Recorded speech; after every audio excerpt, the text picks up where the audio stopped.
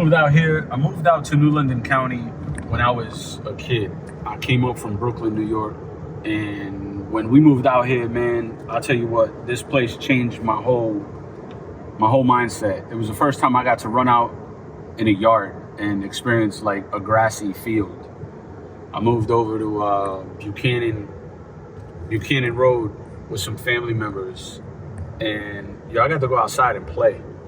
And so, where in Brooklyn, I got to basically look out the window and see people walk by and hold on to Mom Duke's hands on the way to the bakery, on the way to the store, wherever we were going. And that was pretty much it. If there was a yard that I went to, that I promise you that yard was nothing but concrete.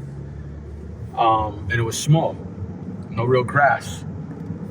So New London County, man, when I started coming up, obviously, I'm in the New London school system.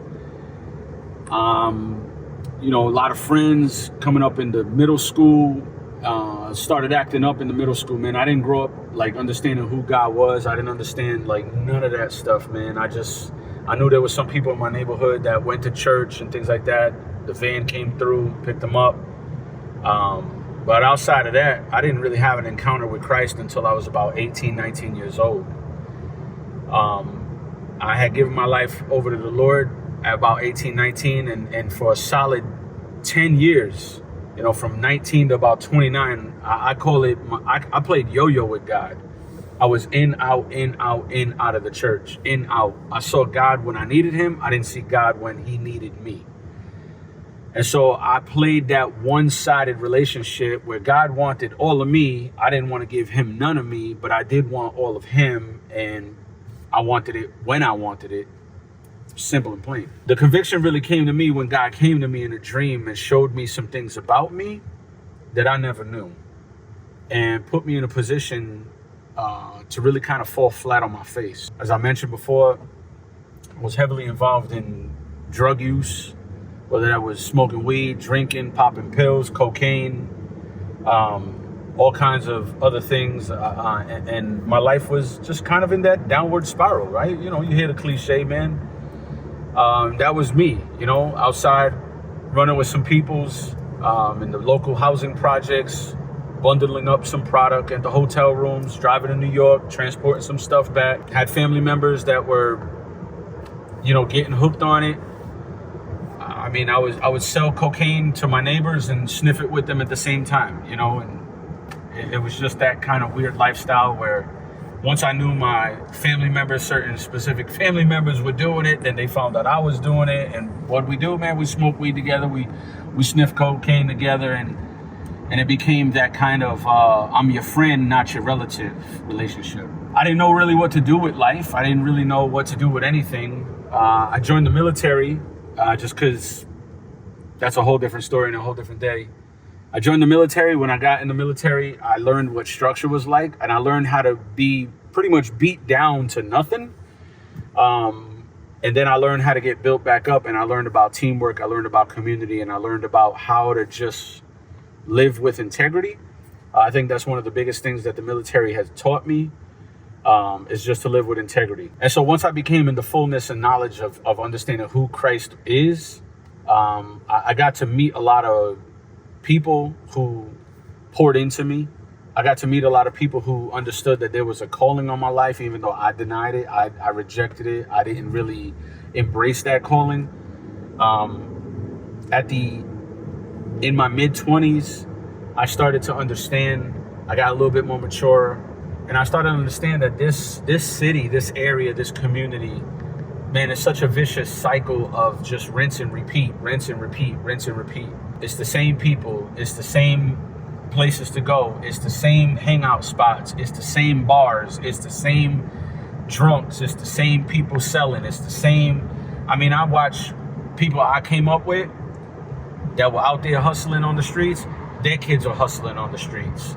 And it didn't quite make sense. I did see some people who got out of it. I've seen some people who didn't make it. I've seen a lot of people who didn't make it. Attended a lot of funerals in the area. And, I just got to the place where I was just like, if I don't change, nothing will change. at least in my eyes. See, I could only live the life that Angel was intended to live. I can't live for everybody. I can't live for other people's perspectives. I can't live for other people's opinions.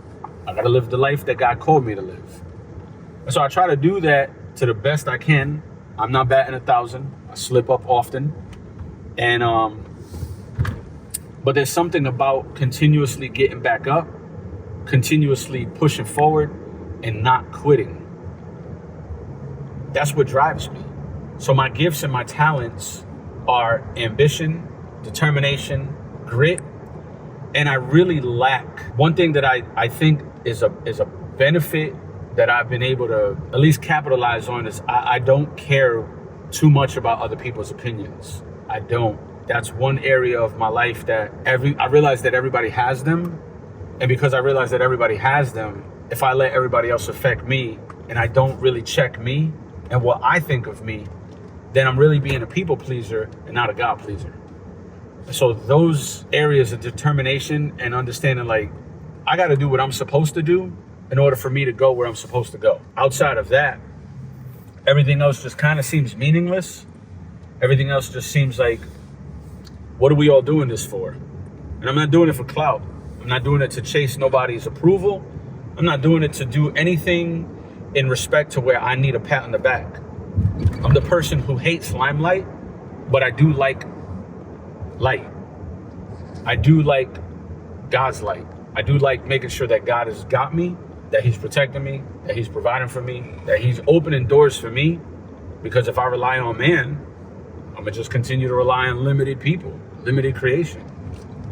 I realize if I rely on God, and if I really put my trust and hope in him, and believe me, he tests me a lot in this area. But I understand that if I really put my hope and trust in him, how can I go wrong? I'll learn, I'll make mistakes, but at the end of the day, I'm not waving a white flag where I'm a surrender to somebody else. I'm gonna wave a flag of victory to where I know we winning. We winning. Kingdom folks is winning. And I have to represent the king to the best of my ability in everything I do. Everything I do. My manhood, my husbandship to my wife, my leadership in the kingdom, on my job, in my business, whatever I do, I have to represent the king to the best of my ability and not misrepresent him at any level.